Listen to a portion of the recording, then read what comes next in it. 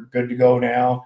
So tonight's topic we're going to discuss is home defense, home invasions, and defending your home, essentially, especially from the angle of using suppressed firearms. And there's some really big benefits to that. And we'll discuss some of the stuff we went through today. But number one, when you let a gun off in a confined space, so a short barrel 5.56, a shotgun, something like that, not only are you risking injury to your hearing, it's highly likely your brain will go into auditory exclusion and you will not be able to hear for a period of time. It could be hours, could be days. I've had it happen to me. It was 30 days. And sometimes your brain won't even turn your hearing back on again, even after 30 days. So shooting a shotgun indoors, not recommended. Shooting a short barrel 5.56 or 300 blackout indoors, not recommended. Shooting a 9mm pistol like a Glock 19 inside, not recommended. All the ones that I just mentioned hit well over 120 decibels in a confined space, but we had a fairly large window open while we were shooting indoors. So we're just going to jump right in with you, JJ, and let the premise of this video, we haven't even had time to sit down and talk about this today. What were your top 5 guns for home defense out of the 20-something guns that we worked with today? And everybody else basically same question after JJ. Well, we didn't have a Kalashnikov, so it was number one. It's not. Yeah, the thing is, I mean, there's a lot to be talked about here. It's not just how much, like the lowest decibel that we got. I mean, first of all, because for me, I want a blend of power, and then I still want to be able to hear at the same time.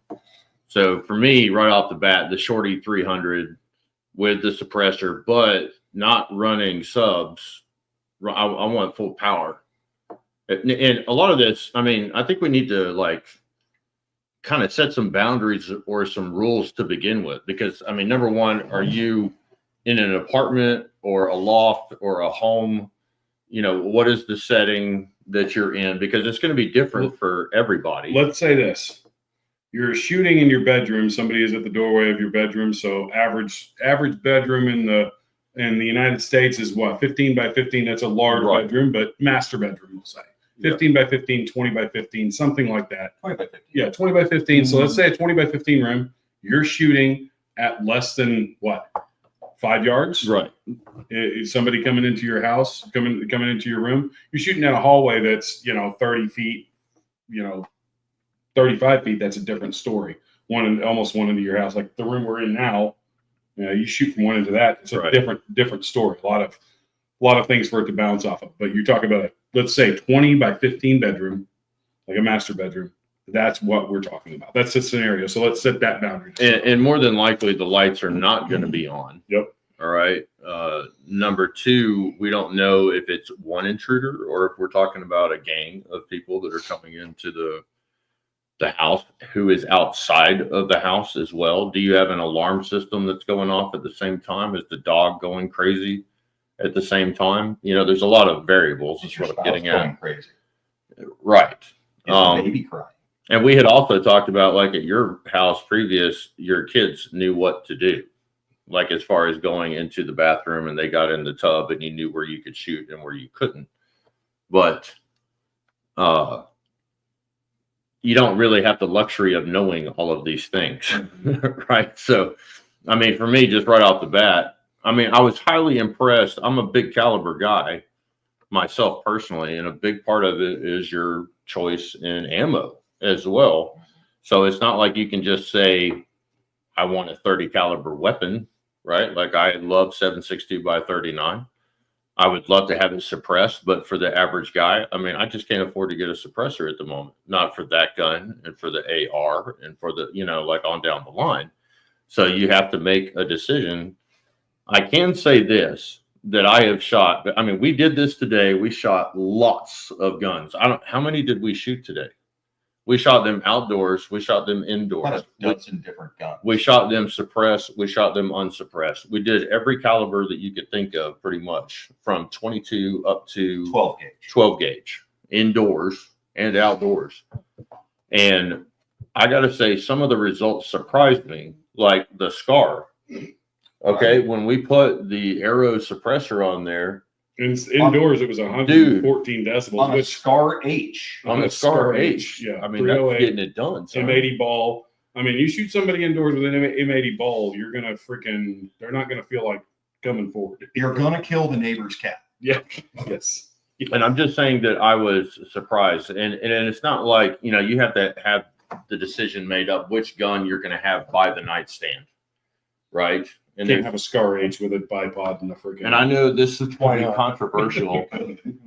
You always hear people say light, optic, sling, right?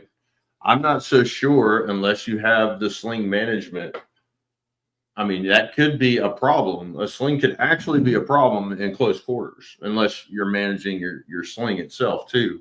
In the middle of the night, in the darkness, When it the goes- sling can be a hindrance. Yes, Right. it definitely Which could is why I keep a sling manager Mhm. on my long guns Yeah. all the time. Keep it in mind as well that you're not 100% with it. You've been woken out of Yeah. bed sleep in that Right. type of scenario, and the intruders, they're wide awake. Right. They know exactly what they're doing. I'm totally tripping over a loose sling. Yeah. right. Which, that's, you talk about a holistic approach to home defense. I have a 95-pound German Shepherd, so I get woke up before the dude gets into my house. Right. Right. And that's all stuff that we consider. Now we're Yeah. talking Different subject. specifically, yes, specifically we're talking about suppressors. So we have to go through that. But yeah, it's like there's a lot of layers you can put into a home defense plan that keeps you from dealing with that. But So I'm going to throw another monkey wrench in there as well. Like, I feel like this needs to be represented as well because people talk about it all the time. What if you know they're coming? Because some people do have cameras. They do, like Jason. If you come down his driveway, he knows you're coming. True. Right? I mean, he gets the warning. Some people have that for their homes, right? So are you going to take a shot like we did today outside of the house? And because what made me think about this was we were shooting Pilgrim ammunition, like the frangible stuff that or the deep hollow points that we were shooting, 50 grains, 50 grain 9 2,000 feet out of a handgun. I Which don't is know what they do 2,400 out of the PCC. out of the PCC, Yeah, zip right? it. So, it's is a 9mm, folks. that going to be suitable for the type of shot that we took today? So that was another thing that I thought about as well. And it's also going to depend on the target. Is it a hopped up Toyota coming down your driveway, or is it 3 Suburbans that are blacked out? But just to clarify on your comment on the Pilgrim, so the way that projectile is designed, and we have shot a gazillion gel blocks with it, is it penetrates around 5 inches deep and then it Explodes. It breaks it doesn't pedal out like a hollow point normally does. It breaks into fragments, and the lateral hydrostatic shock is insane. So Pilgrim, James and I, we had a ballistic dummy. This is going back several years ago. They were $1,000 back then. They're $2,000 today for a full dummy that simulates a body. And we set it on the ground, and Jason McCoy shot it in the shoulder purposely right here with one of Pilgrim James's rounds, and it turned the entire left ventricle of the heart into jello. Like it was done. They're 55 grains, right? 50 grader. 50 That grains. has been my choice up until today. I'll have to re-examine what I'll be doing at home now. But, we all brought up situations, right? When you get guys from different backgrounds, we talked about, is the floor concrete? Who is above you?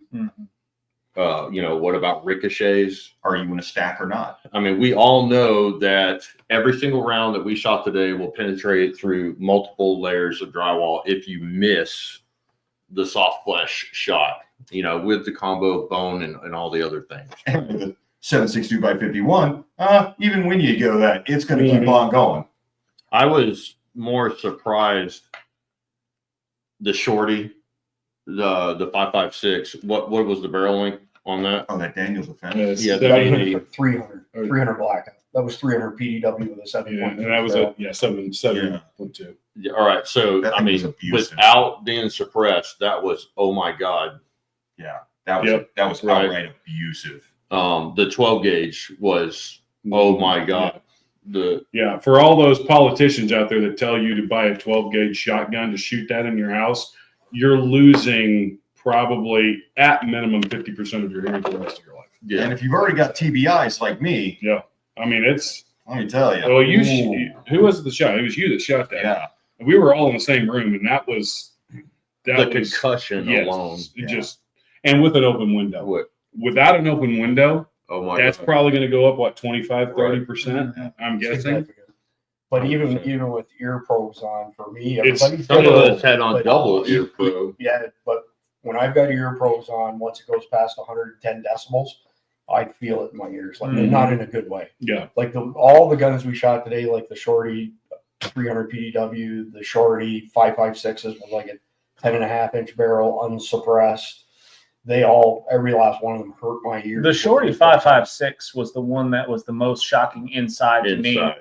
Not only the shock wave, It and was the sound. the folder. that- The folder. yeah, yeah, that's the one. That's the one that was worse. The muzzle brake on it had ports on both sides, I believe. It's an asshole. And when I shot it, I'm blind. Like even during the day, just complete blind for a second or two until I can like blink a few times to get my vision back. Imagine that at night.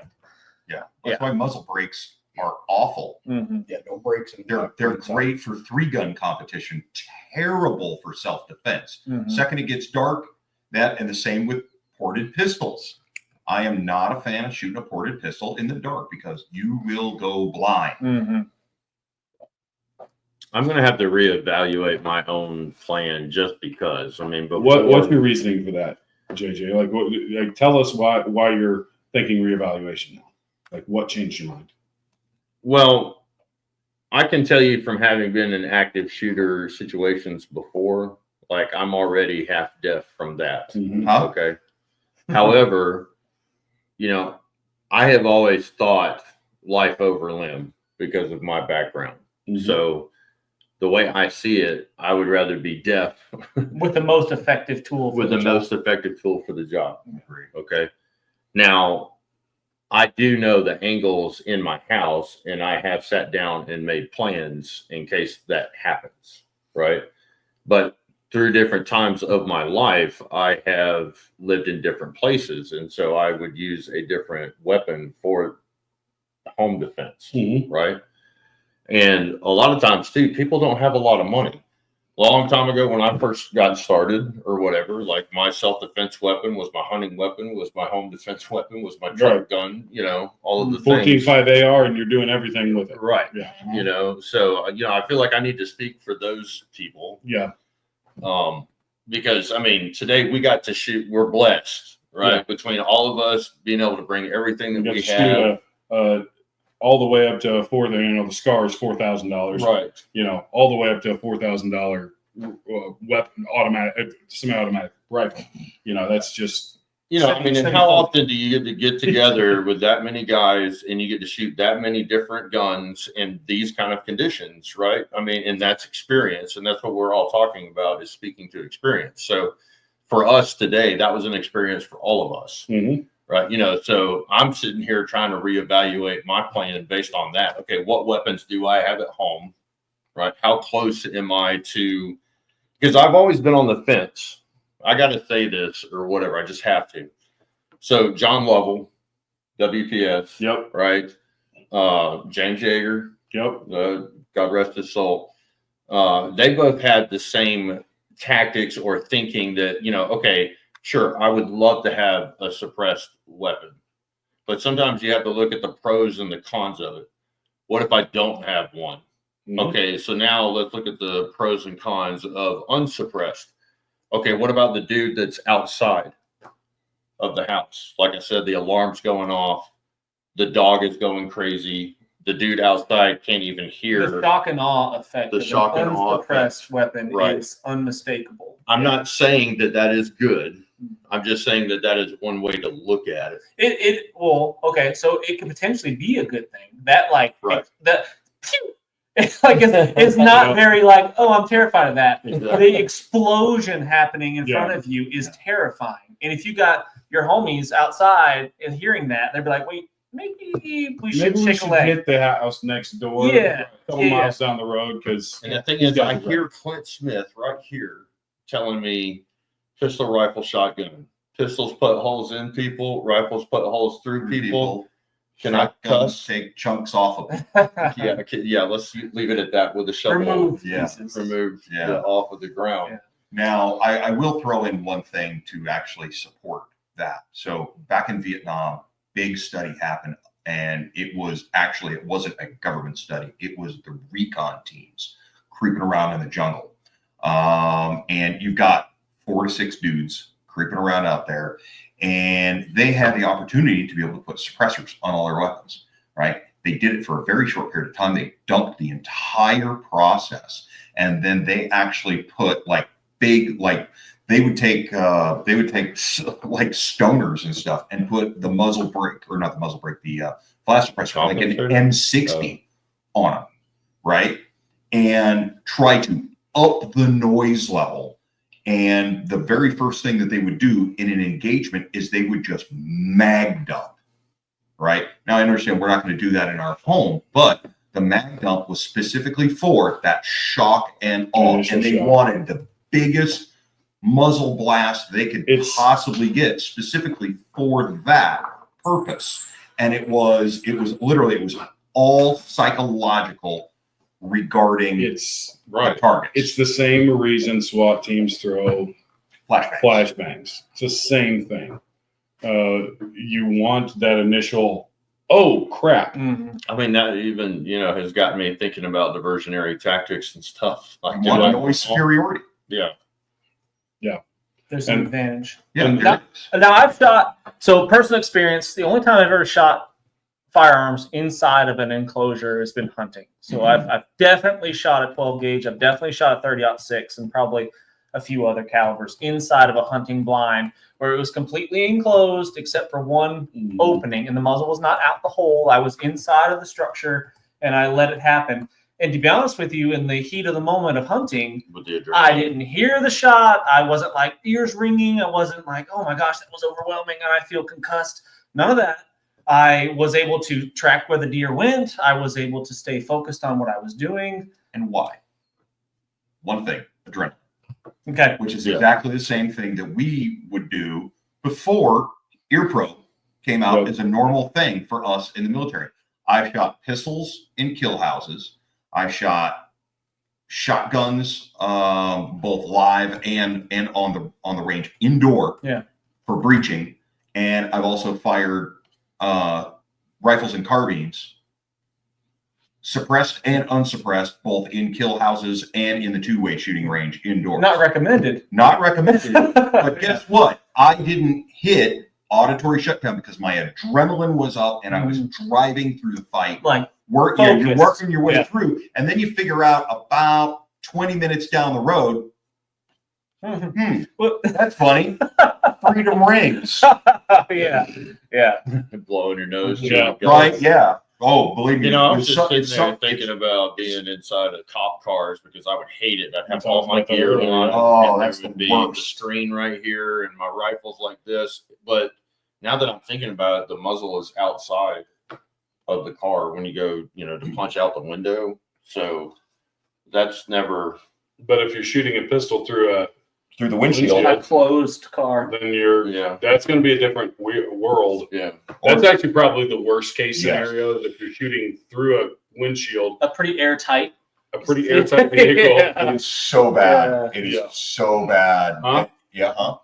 If you do the heat drill, and What's the that? proper heat drill from the movie Heat, where you start in the car and you start with a small carbine, dude, it's the worst. It is the worst because you start dumping a burst or a couple bursts through the windshield in a fully enclosed car.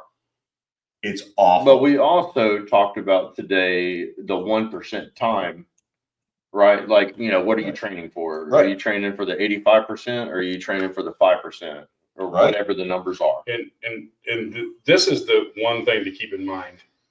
Most criminals, and I know this from running around with a lot of cops, most criminals. I thought you were going to say running around with a lot of criminals. I thought that's what we were doing here. Anyways, and the one thing that most SWAT cops will tell you, most detectives, all of that kind of stuff is most criminals don't want to come to your house when you're out. Yeah. No. I'm talking like 95 to 98% of criminals, they are going to watch your patterns. They're going to try and rob your home when you're not there. That 2 to 5% that's willing to come into your home when you are there and they know you're there, those are bad people. Those are people that's going to do bad things to your wife and kids, to you. Those are not good people, and they need to be dealt with the most amount of egregious vengeance. Flash out. Yeah. So back to kind of like the subject at hand of like that suppressed fire indoors. We did it today obviously with an open window, which is not going to be a normal scenario. But back to Chris's question, and what would be your kind of 5? And we could expand it outside of here. We didn't shoot like MP5s or anything like that. If I was going to pick, we only had the one PCC. Yeah. If I was going to pick a pistol caliber carbine just from having shot it suppressed, I'd probably say MP5 just because it's such a smooth running Chambered weapon. in 10 mil for me. Chambered in 10. Honestly, I did have a PCC that we didn't even try, my Scorpion, which is, it's a direct blowback, so it's not an MP5. But there's that pistol caliber carbine. I would say an MP5 would be that. Suppressed UMP45. I mean, that's a pretty nasty. That is. Never shot one, but I would love to. They are so nice and they're so quiet. So, Chris, how about we do this? How about we say we go around the table and we let's do pistol caliber carbine. What would be your go-to, Jason, if you had a pistol caliber carbine, any gun, any kind of suppressor? Oh, geez, I don't know. There's so many options, I guess. You shoot 9mm very well out of a PCC. Oh man, it's like butter. It's so fun. Y'all have an instant connection. I love pistol caliber. I love 9mm pistol caliber carbines. Like any of the quality ones, I'd be happy with. I'm not super picky. I mean, in suppressed, MTX. It's so fun. Yeah. MPX, New Daniel Defense, PCC. Any of those would be fine. Yeah. I want H&K 10 mil. Mm. Oh, you went 10. You had to go 10. I have to. Mm-hmm. Just 10 mil doesn't suppress real well. No, I know. Just he's not worried about that. I'm not worried about that. I'm worried about killing bad guys, but so I'm gonna go old school and say MP5. MP5 would be sweet. MP5 it's a tried and true tool. It's a tried and true weapon that was used. It's been used for 50 freaking years effectively. And you want to talk about smooth recoil? Oh yeah. That roller blowback system is a roller delayed blowback system. Not to mention capacity. Why don't we have an MP5? What's going on? On that one, I'm gonna go one above you. MP5 SD3. Ooh. Yeah, built-in suppressor, collapsible stock, suppressed, all internally suppressed. Integral. Yep. Oh, they're amazingly smooth. So, Chris, what's yours? I'm going to reel this in because I'm going to say 95+% of our audience could not afford an MP5. That's it's true. not even That's a consideration for them. Yeah, absolutely. Yeah, but we're excluding that. We said if you could our audience won't because they'll come back and say these guys are talking about. I appreciate any of the PCCs. MP5. I appreciate any of the pistol caliber carbines that accept Glock magazines because that's what I've got. Yes. I've got a bunch of them. I've got the same ammo, same magazines. If I had a pistol caliber carbine, the Glock mag in it, right. I'm going to be the one out of the bunch to say I don't want a PCC. I mean, I don't want a PCC either. But we're just going in scenario based, all right. Because the reality is I have a Scorpion Evo 9 mil, and that thing cost me $1,100. It's a great gun, direct blowback. Honestly, I would love to. We should have tried it suppressed. I have it here. We didn't ever bring it out to suppress it. I think we have enough. The other thing about that gun is Magpul makes 33 round magazines for it that are $15. I mean, if I'm going to do something like that, then I think for the average American, like who has a Glock, a CZ, name any of the Glock clones that are affordable, right? And then you can get extended mags. Now they have a gun that they can take with them. They can use at home. It's the truck weapon or whatever in the glove box, the way we used to do it back in the day. Wow. Yeah. Wow. I think that's the easiest option. It is, yeah. right? No, yeah. And so the pushback to using a handgun is that as someone who shoots a lot of handgun, it's the largest learning curve. Yes. It is something, if you're going to pick a handgun, and I would say this to all of our audience, if you're going to pick a handgun as home defense, you better freaking train with it, because it's not something you just pick up. It is the fastest diminishing skill of all of the disciplines of firearms that you could find, because there is so much input and so many things to think about getting a proper grip, about getting proper trigger control, about side alignment, side picture, all of that kind of stuff. With pistol, to me, and even as an instructor that does concealed carry all of the time, it's the steepest learning curve for handgun. My 12-year-old could pick up my Scorpion and ding, ding, ding, ding. I've got videos on our YouTube of him just killing a Texas Star with my Evo, and it's like, yeah, that's easy. So if you can get 3 points of contact on something, yes, sure, it's much, much better. But I understand. Well, that's look at me and you, dude. That's like, yeah, gorillas. Yeah, we can get a hold of that thing and force it into submission. No, I'm even talking about like the PCC. Yeah. I feel like I'm under strain. I'm stressed. Yeah, because I'm bringing my hands in when I lose a lot of strength doing that. So, anyways, that's kind of that. You two need a Mark 48. I want a Mark 18. Mark 18. I want to like a. So I think the big thing that M240. I think the big thing that we've all talked about several times out here the last couple of days is get the right tool for the job. Just because we can hammer that nail with a crescent wrench doesn't make it the right tool for the job. Mm-hmm. So it's got to be right for you. It's got to be right for the target, and in particular, it's got to be right for the environment. And the environment drives what weapon you need to be using more than any other factor. And specifically for this video, we're talking about home defense. Right. And home defense, pistol calibers are perfect for closed houses, like row houses and apartments. Mm-hmm. They are the way to go. Especially a 50 grain bullet traveling 2,000 feet per second. That's not going to go through anything. Yeah. Yeah. So you just had something up there. You want to throw that up, Chris? Well, I brought it up for a reason. So let's start at the bottom as far as cost is concerned. Yeah. You can get Glock 19s. They're a dime a dozen. 9mm, one of the most prolific rounds out there. Mm-hmm. If the shit really hit the fan and things were getting looted and so on and so forth, you'd be able to find 9mm more likely than anything but and Prep Glock 5.56, right? And Glock mags and all that. So you can buy used Glock 19s coming out of law enforcement for a couple $100. Yes. You can rebarrel it if you need to. Yeah, it's dirt cheap. So then if you need to, like you said, it's hard to shoot a handgun proficiently. So if you want to take it up to the next level, you could do something like this. You could get a micro Roni, and I have one because I want. Yeah, I was going to ask you guys about that. Yeah, I wanted to, experiment with it and whatnot. And this is from what I've seen is kind of a great answer to that. Yeah. Getting that 3-point contact with a pistol. Yeah, and all you're doing is you're taking your pistol, you're dropping it into basically a carbine frame, mm-hmm. and now you have significantly more control over your pistol because now you have 3 points of contact on that. I would like to ask, how's the ATF not gone after these as free? They have.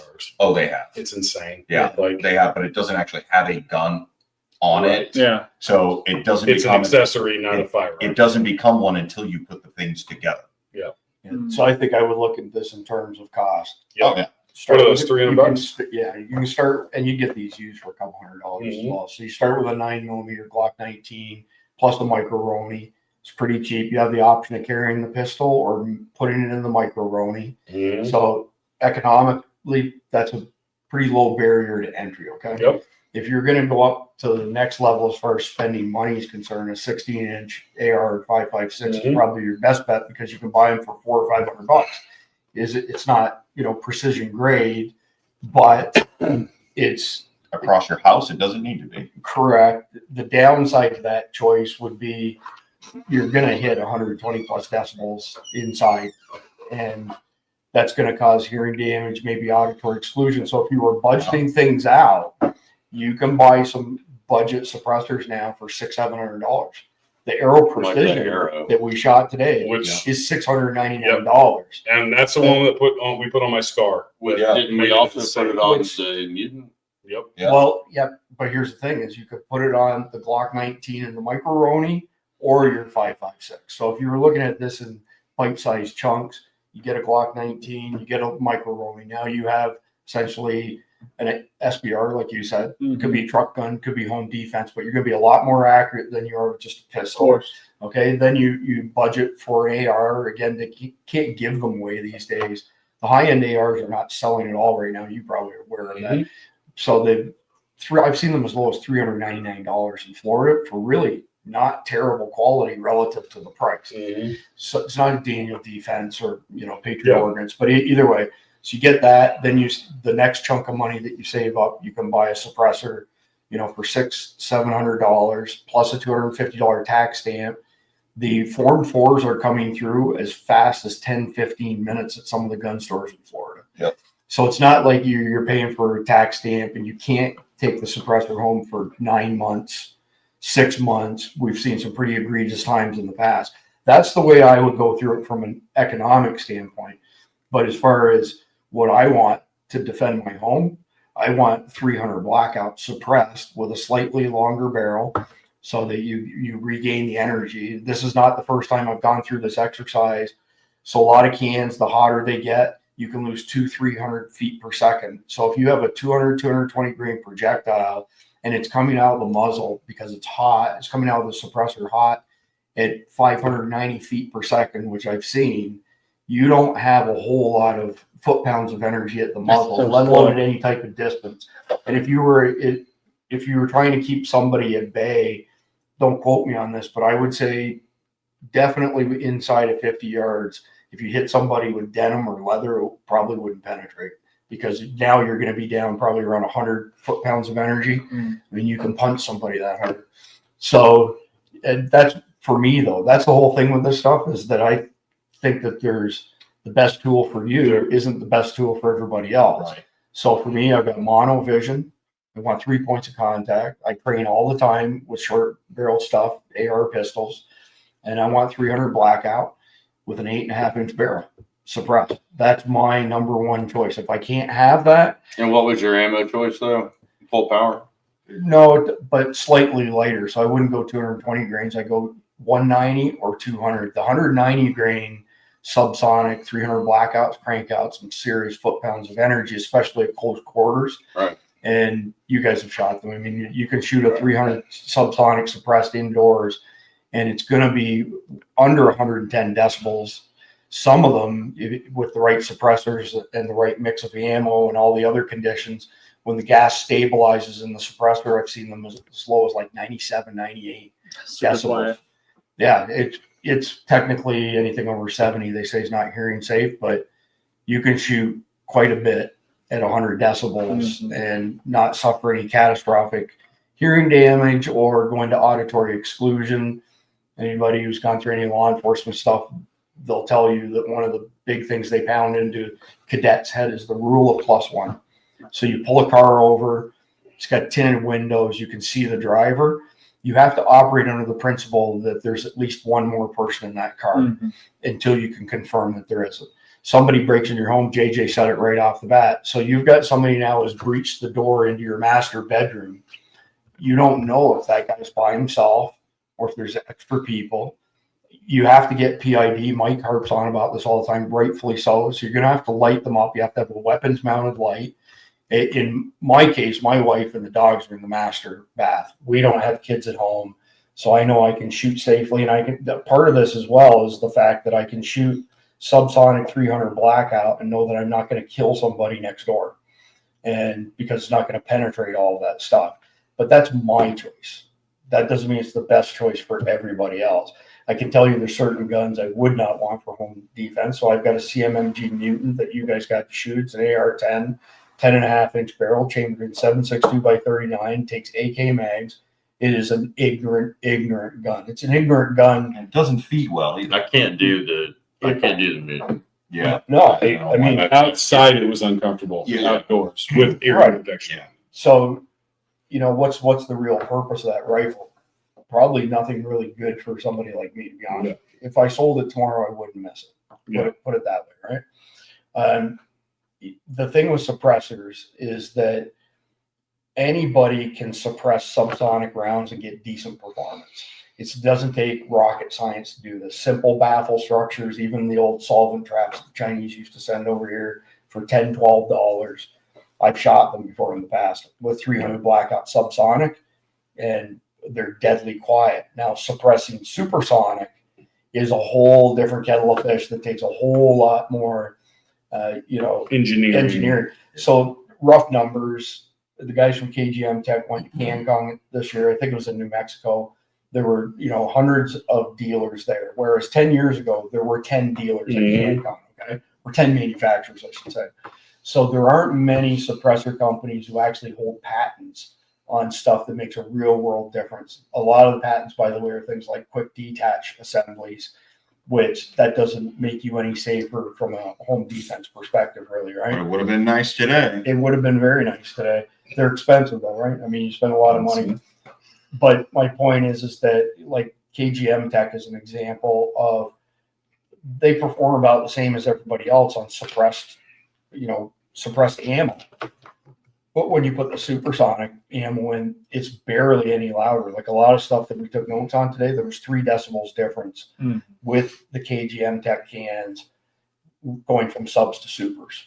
So in that case, I would agree with JJ. Like if it's 3 decibels difference, I'm taking the supersonic rounds for sure, and it's going to have a lot more killing power to it. But again, at the end of the day, I don't want to defend my house with a pistol because again, somebody's broken in, they're alert, I'm not alert, and like Mike always says, your stress level's high, a hard time getting it on target. Like John says, you got 2 points of contact. It's a big deal. So I don't want to use a pistol to defend my house. If I have to, I have backups available to me. But I don't want that to be the primary. And I would prefer not to have 5.56, SBRs and the AR pistols for home defense, unless we can put a can on it so that I'm in the cone of silence behind it, like we noticed today, right? Yeah. If you shoot supersonic with a suppressor, it's still breaking the sound barrier. You still got the pop. The first shot's always loud because you get a pop of the oxygen burning out of the can. Once the gas stabilizes, though, the decibels come down. And if you're the shooter or in the cone of silence behind the shooter, you can shoot that stuff without pain, but you step to either side ever so slightly, and it's not hearing safe, and it's painful.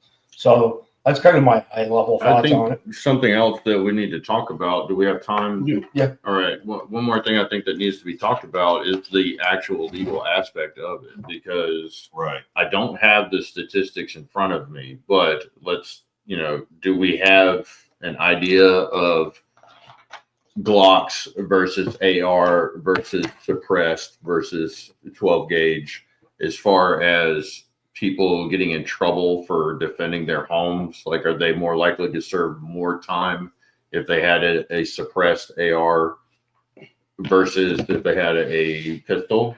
That's a castle doctrine. Yeah. They vary state to state. Yep. And so if you have somewhere that has, let's say, a fair fight doctrine, so that means you have the right to protect your castle. But if somebody breaks in with a baseball bat and you shoot them, you're getting charged with homicide because it wasn't a fair fight. It's bullshit. You have to be aware of what the laws are in your particular state. But if you're in the state of Florida or Georgia or Texas and somebody breaks in, You fear for your life. yeah, and they may not even be armed, but in Florida in particular, if you feel that your life is in danger, it's a 3-sentence law that says you're authorized to use deadly force. Yeah, and they use just the word violence. Correct. In danger of violence. It's not like in Illinois. Illinois, ironically, actually has a pretty substantial stand your ground law. Like, and I know it's surprising to most people out there, but it's actually, we are kind of in the realm of Texas, Florida, and Georgia, in that you can defend your home. If they break in with a knife, you can shoot them with a gun. Yeah. Let me back up to JJ's comment, though, because there is another consideration. So my brother-in-law, he was a 30-year sheriff, Seminole County. During that time, he was also for 12 years loaned to the Navy as an intel specialist. He ran the desk for Bayron. he got bored after he retired, so he ended up going to another sheriff's department, runs their evidence department, and he's a global subject matter expert. He teaches people around the world in that line of business.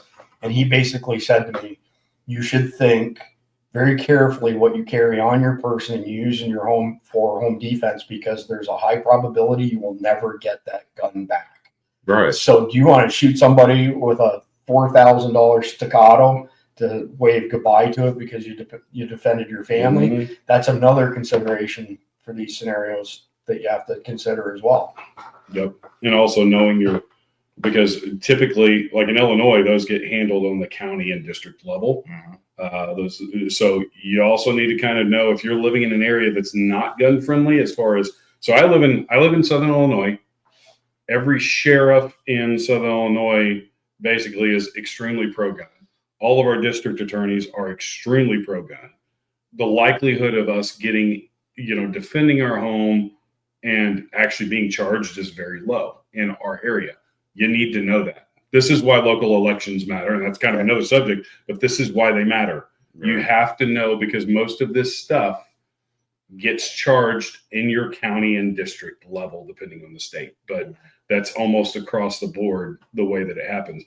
That's why, they're trying to kneecap us by putting all these crazy leftist district attorneys in that will prosecute us to the full extent of the law, but the guy that's stole all of the stuff out of the business downtown gets let off. It's just the way it goes. But anyways, I digress. Well, so the topic of the video was, top 5 guns for home defense. And the lesson is everybody's choice is going to be different. My choices are actually pretty simple.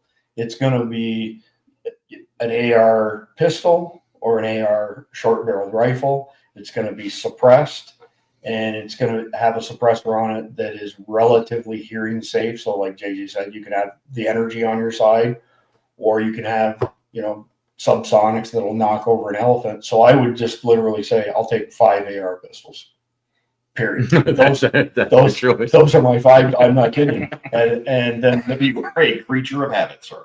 Well, then, I may or may not hide them in different rooms of the house. So, or they're easily retrieved, maybe. That's solid. So that's it. That's my 5. Michael, if you had to pick 5, you could never have any other guns the rest of your life. What about the use of explosives? Can I go back to my normal thing? No, this is the top 5. Black. This is where's Mike's going to go here. This is the top 5 guns. All right. Top well, 5 I'll tell you. Narrow your view, Mike. I'll tell you what I'm still sticking with. And I live out of the country, so I have to be a little bit more flexible. Because of course, stand your ground also applies to my land where I'm at now. So of course, I always keep my pistol, my 9mm on the bedstand with me. And I always keep an AR pistol leaned up next to it. I want a can on it. Believe me, I want a can on it. I don't want a direct attach can. I'm definitely determined today, after about 12 miles of running a crescent wrench, that I don't want a direct connect can ever again. There are advantages and disadvantages, though. There are. Right? There are. But as we experienced today too, with short of having a rifle speed adjustable gas system, or if your weapon comes from the factory with a suppressed, unsuppressed, and you've got a bolt carrier group that's adjustable, whatever. I mean, what a pain in the butt it was for us today to shoot suppressed and unsuppressed. Yeah, that was no fun. But anyway, direct connect suppress, or not direct connect, but quick attach suppressor on an AR pistol, my full length AR rifle, and my 870 that is great for my living room. It's gonna, and you know what? My hearing's already shot. I'm cool with it. He's taking 3 out of the 5, so that means you guys get to pick 3 extra ones. 2 extra ones. Is that how that works? You got to do the math. So so are we talking 5 guns that I have to have for the rest of the only 5 guns I can have 5 guns to defend for home defense. For home defense. Okay. Well, so mine's going to be a full size, reliable 9mm handgun. So Glock 17. I've got a Shadow Systems DR920.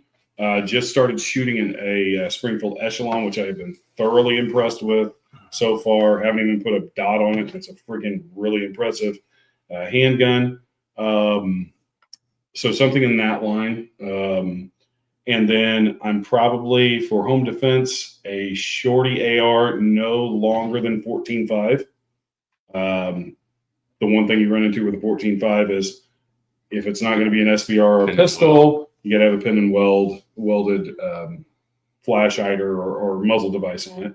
So you probably want to pin and weld something that could be a quick detach suppressor. So that would be my go-to.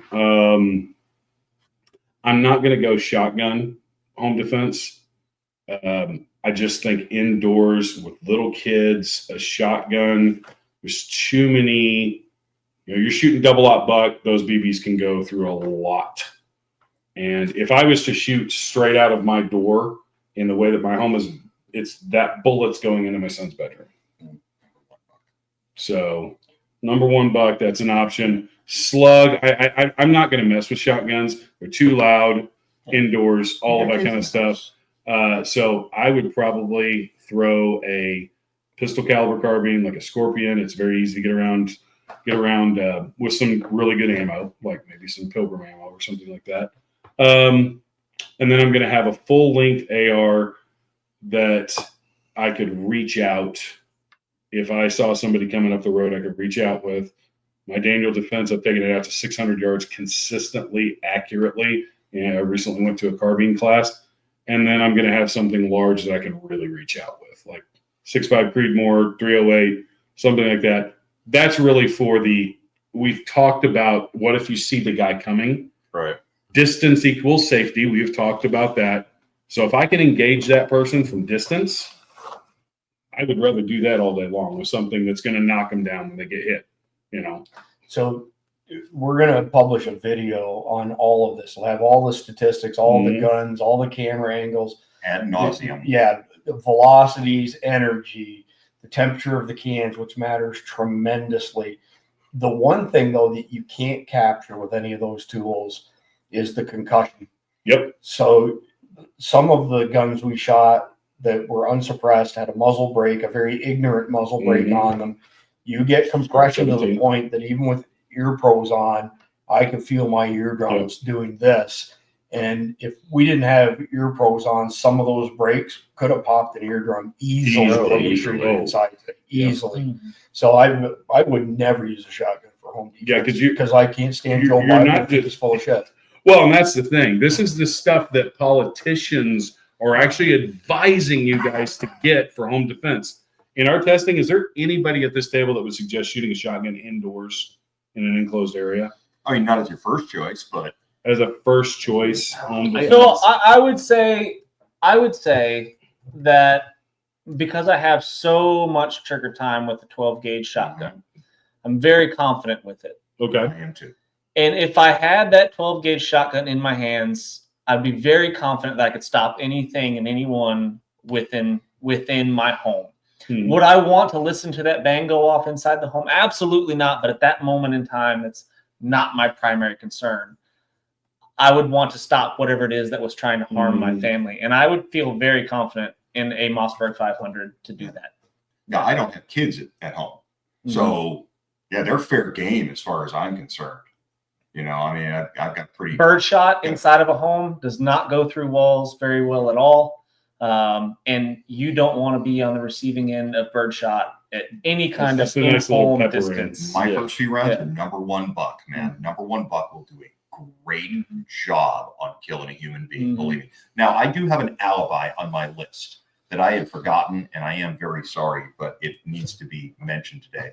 I still need my cannon loaded with a full load of stale biscuits. Stale biscuits. Like hard biscuits. Yeah. Yeah. I mean, they got to be in there. Not fresh. 5 or 6 days. Couple days, yeah. Like almost petrified. Yeah. And we saw today, you can catch somebody in the head with one of those things. Does a great job. He's not joking. Watch the upcoming video. You will see him shoot biscuits. And muffins. Biscuits and muffins. Biscuits and muffins. We may have sampled the post-shot muffins.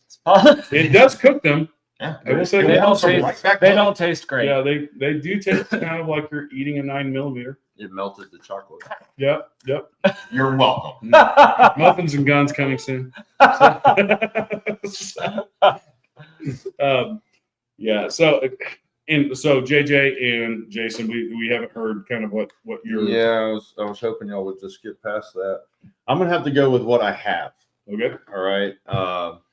And just with my thinking, the way I'm thinking, I'm just gonna lay it out there. All right. So I carry a Glock 29 as my everyday carry. All right. And then I also at home have a Glock 20. And my thinking is if I lose the Glock 29, I still have a 10mm. I still have my ammo. If they take it from me is what I'm getting at. That's like my backup thinking, because I'm more than likely probably going to have something happen while I'm carrying it, whether I'm at home or I'm out. That's the gun that is always on me. All right. So that's how I've thought in the past. And then obviously I'm building the AR right now and with the intention of getting it suppressed. Right. So, there's my GP rifle right there. And I cannot discount my AK 7.62 by 39. I just can't. And my Vepr 12 that I have. AK-47. And my thinking is we live in different places too, right? Like, Yep. Living out in the country versus living in a city. If I was living in Atlanta, this would be totally different, And I'm not saying that I want to shoot my 12 gauge in the house. I mean, who wants to shoot a Vepr 12 in the house? I'm just saying that I think that there is not that you would be able to go over to the toolbox and pick up exactly what you wanted at the whatever particular time, but they are within reach of me at night. My thinking right now, I've been just loading since she gave me the Pilgrim's ammunition, I've got a CZ P10C that I've been trying to learn that platform, right? I've always been a 10 guy, and that's just because of my background. But that is what is loaded right now by my nightstand with the 50 grain Pilgrim's ammunition with the deep hollow points. That's what I've been using right now, 9mm for the hoods, 10mm for the woods. I mean, don't get me wrong. If I had the money and I could go out and I could buy anything that I wanted to, I would definitely go the 300 blackout route. So quiet. Yeah. I mean, I was just, I've read, It's where it shines. Mm-hmm. Under 100 It's what it was meters. designed for. I mean, incredibly quiet. Just Yeah. nothing. but I have a rule. I can only work on 5 projects at one time. Only 5. I wish I had Until that I rule. get those done, there will be no 300 blackout for JJ. There you go. Boy, you have a lot more control than I do. 5. I set that rule a long time ago. Something like good. Senator, I would like to decline to answer on that. So there it is. Whatever. Annihilate me in the comments. Jason, All right, 5 guns for home defense. for home defense. So the first 3 would be the 3 guns that I have the most experience with. I've shot thousands and thousands of rounds through these 3 guns. Is my a Glock 19. Pretty confident with that. I can hit what I'm aiming at. It feels like it's part of me. Right. When I put it in my hand, I pointed at something. My sights are lined up already. It's a no-brainer for me. An AR-15, my 16-inch AR-15 got lots of rounds through it. I can hit what I'm aiming at. Generally speaking, I'm pretty confident with that. None of these are suppressed, by the way, but that's just because I'm cheap and I don't like signing my name on papers Yes, I'm for with the you. government. Frugal.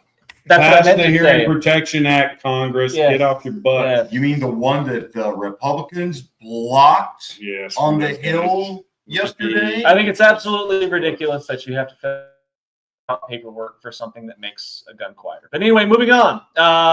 And then a Mossberg 500.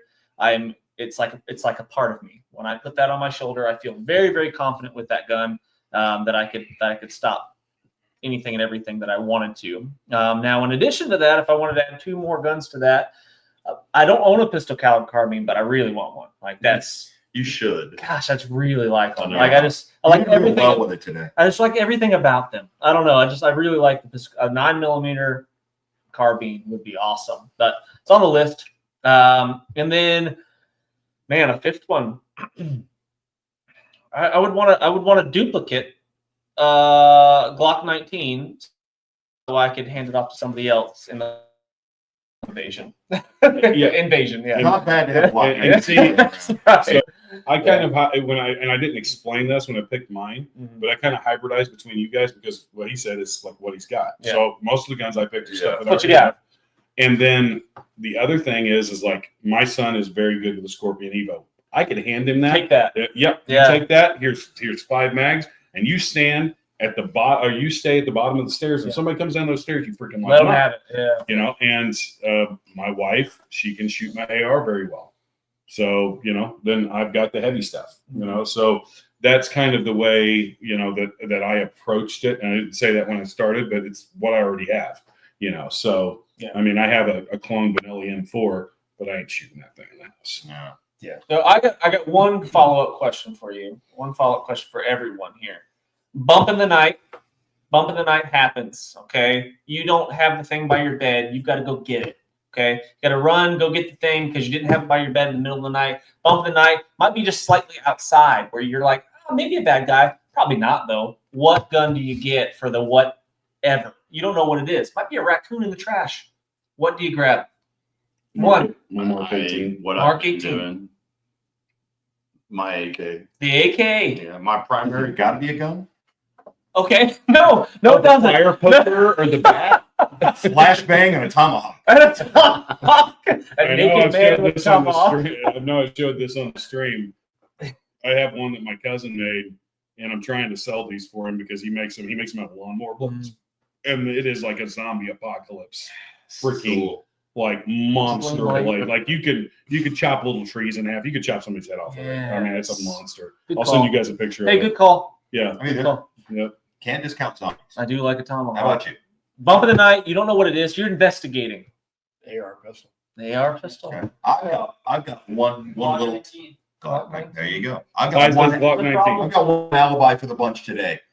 One lesson you all learned today. What's one lesson that you'd like to let folks out there know? One lesson you learned. Short-barreled 5.56 inside of a room in the darkness is a bad idea. Sucks. Yep. 100%. JD?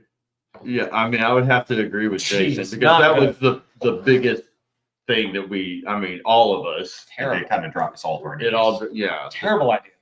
But I mean, another thing too, though, the shotgun cannot be discounted with how violent that was, or the scar, as far as concussion went when they were unsuppressed.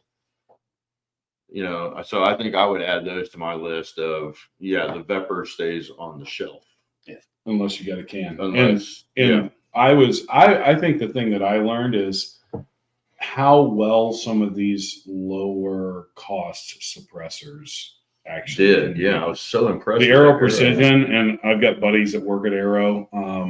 Thankfully, they sent us that suppressor. Shout out to you, Scott and Mike. But those guys, like, they have a really awesome suppressor. That's not a bank breaker. You know, like you see that stuff, $1,500, $1,100. It's like $700. You know, I mean, that can be a steep cost for people that have to pinch pennies. But it's not like, oh, that's unreachable. You buy your AR, you get that all set up, then you get the suppressor, and you know, multi-use. You can put it on 9mm, you can put it on, you know, all that Right. stuff. So it's killer. Yeah. Well, 30 caliber can obviously you can put on 30 caliber. Or 30 cal. Yeah. Sorry. But 30, that's what that is. That's a 30 cal can from Arrow Precision. Mhm. You can put that on a 9mm. Mhm. Yeah. You have to adapt the threads, of course, Yep. because you're going from 5/8 by 24 to half by 28. But so you can run it on all the 30 cals, like 300 blackout, 308. You can run it on 9mm PCCs. You could run on a pistol, but you might not cycle so much because it's heavy. It's a lot to move it. You can also put it on 5.56. It's not So it's a. super versatile. Yeah. Yep. So with a quick attach detach system, you know, muzzle brake or flash hider that's QD with a QD hub, Yep. which they're not cheap. I mean, you're going to spend $200-300 for a QD hub. So that may not be the first thing that you do if you bought that can at $6.99, but it's a good all-around can. What's your lesson? I had it on the tip of my tongue and I forgot because I'm Because you got in the weeds. Yeah, no, because I'm fading here. I don't know. We haven't eaten Yeah. lunch all day. I got a good one, and it's a safety one, right? Because we all go to the range and we've got a whole bunch of stuff. We're shooting all kinds of guns. We're trying to make sure that nobody's flagging anybody, nobody's doing anything like that, right? And then there's the other safety things. And the one safety thing that I had to say several times today was, Chris, JJ, don't step in the anthill, man. No, right. Watch the anvil, bro. That was bad. So, That was a great way to start the day. That was bad. And we've got the bites to prove it. But, Yeah. Yeah, I had ants covered up to my knee today. That was beautiful. So the lesson I learned as a more so question is how do you measure the concussion coming off of a break or an ignorant gun? Because I'd like to find a way to measure that because I like measuring stuff. Putting it in spreadsheets. I will have what is that? Oh, there has to be. Maybe if you I'm gonna Yeah. ask the PhDs on Yeah. Monday. Because that's something we didn't capture because we don't have the tools to capture it. You- So it's all subjective. It's all The our window- opinion. This and this gun. Yeah. Plus, Concussion. we were all at different places in the room. Right. and there was some. If you're wearing It's still- ear pros Yeah. and the concussion is strong enough that you could feel it pushing your eardrums in, Yeah. that's not good. And if you didn't have ear protection, you would blow an eardrum with at least 3 of the guns that we fired. So what I learned is I need to find a way to measure that because more data is better. We're working on that. Yeah, we'll put our brains together. But in full disclosure, I had an ND go off very close to my head with a 45 ACP indoors in a hallway with me and a friend of mine, and that bullet went through like 5 layers of wall and stuck in the corner of a window frame. I can tell you that auditory thing is a Exclusion. real thing. Yeah. It's like the first scene in Saving Private Ryan when they storm the beach. Tom Hanks is sitting there and an explosion goes off.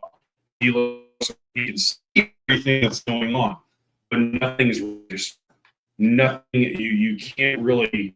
Your brain is not caught up because you're not hearing anything. You're just hearing a ring and you're seeing everything. And there's a giant cloud of smoke from the round going off.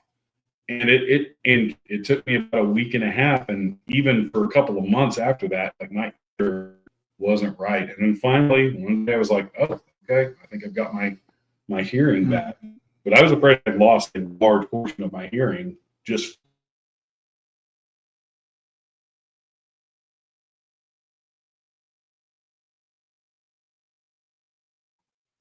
Thanks for watching. Yeah. So we just lost the other system that had everybody in the picture and was also dealing with the sound as well. So we're going to wrap it up there. Tonight's closing video is the most requested closing video song of all the ones we've ever played. We get constant requests for this one. There will be no episode tomorrow because it's Saturday. Sunday night, John will be back. Monday night, I'll be back. But between now and then, please like, share, comment, subscribe. God bless America.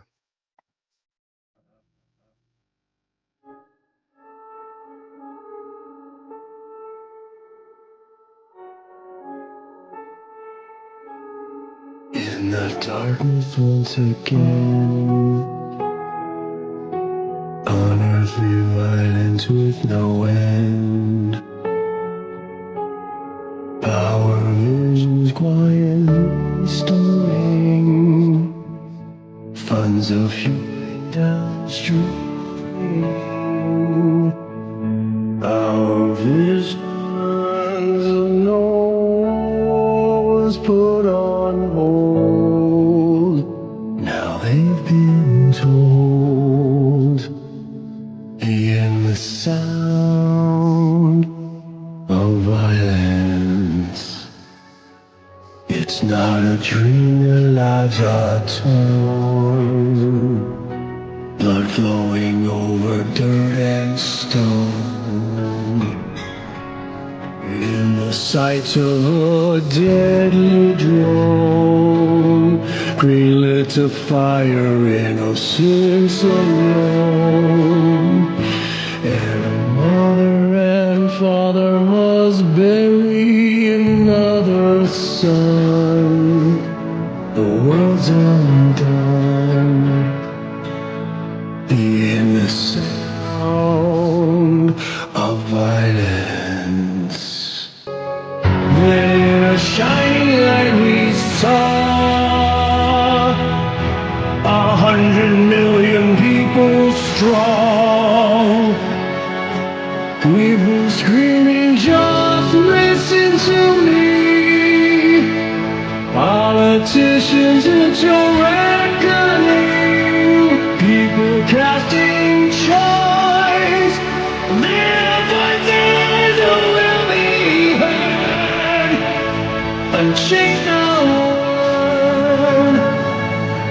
The sound of violence, bringing more hope than we all know. Let the fear train let go. Hearing the words we will fight for you. Holding hands out, he will pull you through. Heed the words this warning will ring in hell. Ascending the sound of violence. Standing tall, our fists are raised. The Lord God is saved. And your faith restored and soaring. Still in the light, eyes are opening. And the light set